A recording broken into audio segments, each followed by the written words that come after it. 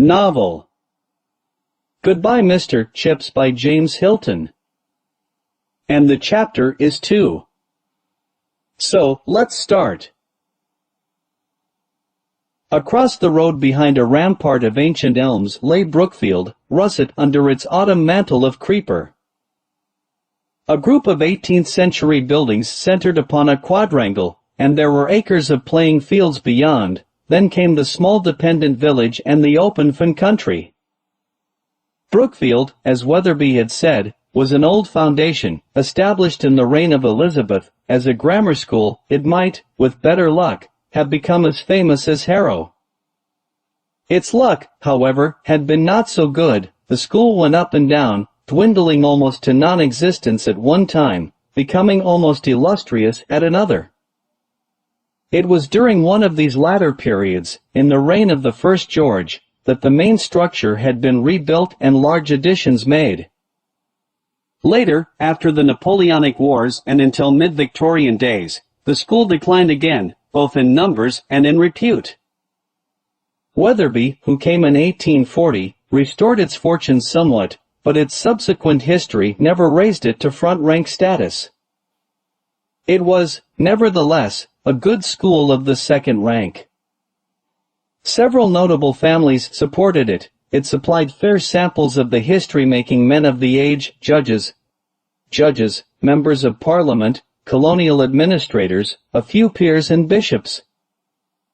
Mostly, however, it turned out merchants, manufacturers, and professional men, with a good sprinkling of country squires and parsons. It was the sort of school which, when mentioned, would sometimes make snobbish people confess that they rather thought they had heard of it.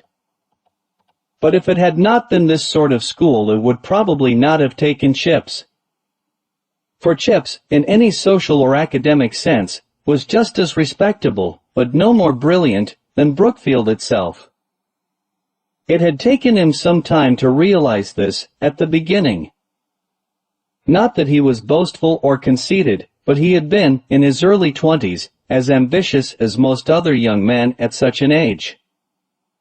His dream had been to get a headship eventually, or at any rate a senior mastership in a really first-class school. It was only gradually, after repeated trials and failures, that he realized the inadequacy of his qualifications.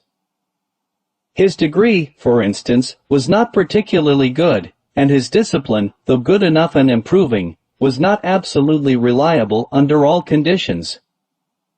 He had no private means and no family connections of any importance. About 1880, after he had been at Brookfield a decade, he began to recognize that the odds were heavily against his being able to better himself by moving elsewhere. But about that time, also, the possibility of staying where he was began to fill a comfortable niche in his mind. At 40, he was rooted, settled, and quite happy. At 50, he was the doyen of the staff. At 60, under a new and youthful head, he was Brookfield, the guest of honor at old Brookfieldian dinners, the court of appeal in all matters affecting Brookfield history and traditions. And in 1913, when he turned 65, he retired, was presented with a check and a writing desk and a clock, and went across the road to live at Mrs. Wickett's. A decent career, decently closed. 3 cheers for old Chips, they all shouted, at that uproarious end-of-term dinner. 3 cheers, indeed, but there was more to come, an unguessed epilogue, an encore played to a tragic audience. Hey guys, this is the 2 chapter of the novel, Goodbye Mr. Chips. For more chapters, like, share, and subscribe our YouTube channel, Seekin 2.0. 2.0. Share your opinion in the comments section and see you soon. Bye. Allah Hafiz.